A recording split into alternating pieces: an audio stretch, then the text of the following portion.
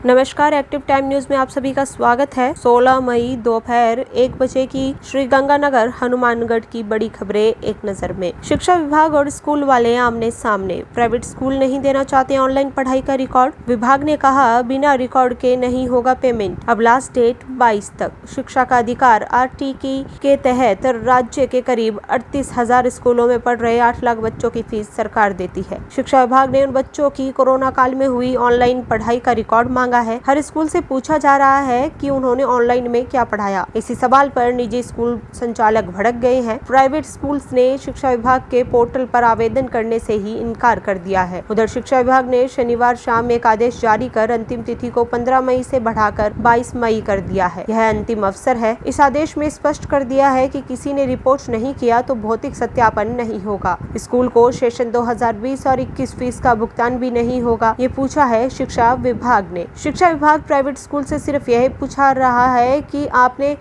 बच्चों को ऑनलाइन कैसे पढ़ाया, किसी ऐप के माध्यम से लाइव क्लासेस ली या फिर किसी सोशल नेटवर्किंग का उपयोग किया है। स्कूल से सभी बच्चों के ईमेल ID व मोबाइल नंबर भी मांगे गए हैं ताकि स्कूल के दावे का सत्यापन हो सके। प्रारंभिक एवं माध्यमिक शिक्षा के निदेशक सौरभ स्वामी ने कहा कि जो स्कूल प्राइवेट स्कूल पोर्टल पर ऑनलाइन पढ़ाई की जानकारी नहीं देंगे, माना जाएगा कि वो भुगतान के लेने का इच्छुक नहीं है। हम आज ही लास्ट डेट को बढ़ा रहे हैं और ये अंतिम अवसर होगा। इसके बाद जो आवेदन नहीं करेगा उसका भौतिक सत्यापन करना संभव नहीं होगा। गहलोत सरकार ने तीसरी लहर की आशंका में बना दी एक्सपर्ट की टीम। कहीं बच्चे नहीं आ जाएं कोरोना की चपेट में। राजस्थान कोरोना की दूसरी लहर से जद्दोजहद कर रहा है और इसी बीच तीसरी लहर की आशंका ने सरकार को सोचने के लिए मजबूर कर दिया है। इसी बीच तीसरी लहर की संभावनाओं का पता लगाने और बच्चों पर पड़ने वाले प्रभाव का पता लगाने के लिए टीम गठित कर दी है। राज्य के सीनियर डॉक्टर्स को शामिल किया गया है। यह टीम तीसरी लहर की तैयारियों के लिए सुझाव भी देगी। राजस्थान राज्य बाल अधिकार संरक्षण आयोग ने भी तीसरी लहर की आशंका देखते हुए सभी कलेक्टर्स को गाइडलाइन जारी कर दी है।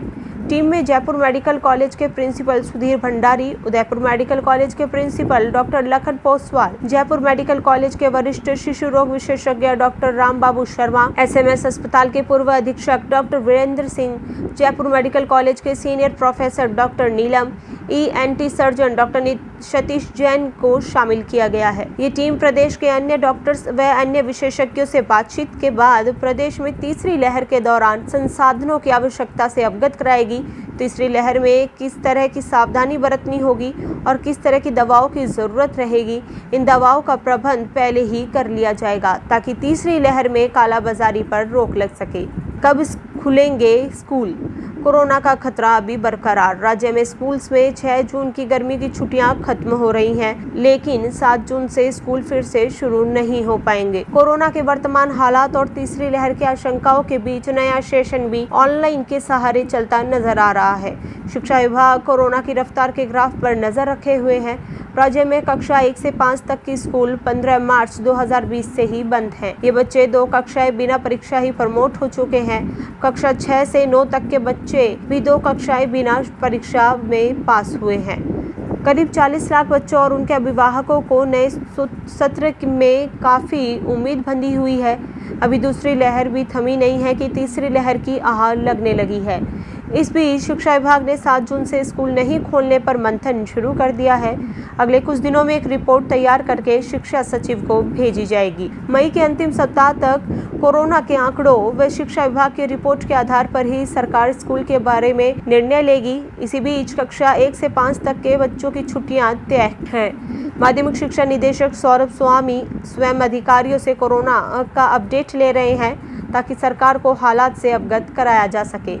बमनुमा वस्तु मिलने से हड़कंप। इंदिरा गांधी नहर के पास पुलिस ने बनाया सुरक्षा के लिए घेरा, सेना को दी सूचना। सूरतगढ़ उपखंड में टिब्बा क्षेत्र में बमनुमा वस्तु मिलने से हड़कंप मच गया। ग्रामीणों ने खेत में पड़ा बम देखा तो इसकी सूचना सरपंच विकास कड़वासरा को दी। इस पर कड़वासरा और ग्राम विकास अधिकारी लिच्छू राम मौके पर पहुंचे। इस बारे में पुलिस को सूचित किया। मौके पर पुलिस पहुंची। सूरतगढ़ सदर पुलिस ने सेना के अधिकारियों से संपर्क साधा और उन्हें घटना की जानकारी दी। यह बमनुमा वस्तु करीब 6 फीट लंबी है। सेना के बम निरोधक दस्ते को सूचना दी जा चुकी है। अभी पुलिस ने बम के चारों ओर मिट्टी के थैले रखवाकर इसे सुरक्षित करवा दिया है। ऑक्सीजन की मारामारी। कोविड अस्पताल में ऑक्सीजन की व्यवस्था बनी संकट। सामान्य अस्पताल में संसाधन के लिए काम, गैलरी में बनाया अलग वार्ड। कोविड डेडिकेटेड सरकारी अस्पताल में कोरोना काल में ऑक्सीजन की मारामारी है। यहां शनिवार सुबह 199 रोगी भर्ती थे, जबकि अस्पताल में 175 बेड की ही क्षमता है। ऐसे में अस्पताल रोगियों से भरा नजर आया। वहीं ऑक्सीजन का आलम यह है कि सामान्य अस्पताल में आईसीयू के अलावा बेहद कम संख्या में ऑक्सीजन सिलेंडर सामान्य रोगियों के लिए रखे गए हैं। तमाम संसाधन उपयोग करने के बाद भी सरकारी अस्पताल को ऑक्सीजन की व्यवस्था करने में परेशानी आ रही है। अस्पताल में 143 रोगी ऑक्सीजन पर हैं। इसके अलावा 6 रोगियों को वेंटिलेटर पर रखा गया है। इसके अलावा अस्पताल में जहां पहले कोविड वैक्सीनेशन होता था, उसके ऊपर गैलरी में विशेष वार्ड बनाया गया है। इसमें वार्ड में रोगी रखने की क्षमता तो नहीं बढ़ी है, लेकिन इसके व्यवस्थित करने का प्रयास किया गया है। जयपुर के RUHS में कोरोना पेशेंट को बेड दिलवाने के लिए दलाल के मार्फत 30,000 रुपए मांग रहा था इलेक्ट्रीशियन और दलाल। ACB ने बोगस ग्राहक बन पकड़ा।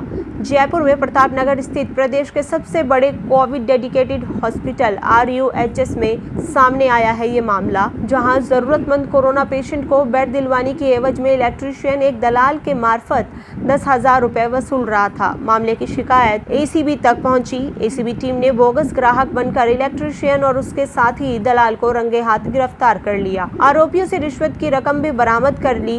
ACB के DG BL सोनी ने बताया कि गिरफ्तार आरोपी करौली का रहने वाला ओमवीर है। वह RUHS में संविदा पर कार्यरत इलेक्ट्रीशियन है, जबकि दलाली कर रहा है दूसरा आरोपी पवन है। ACB को शिकायतें मिल रही थी कि RUHS में मोटी रकम लेकर बेड दिलवाने वाला गिरोह सक्रिय है। 25 दिन पहले मां बनी डॉक्टर की कोरोना से मौत। 15 दिन वेंटिलेटर पर रहने के बाद जिंदगी की जंग हार गई आयुष डॉक्टर। महिला आयुष डॉक्टर कोरोना से जंग हार गई। 25 दिन पहले ही उसने बेटे को जन्म दिया था।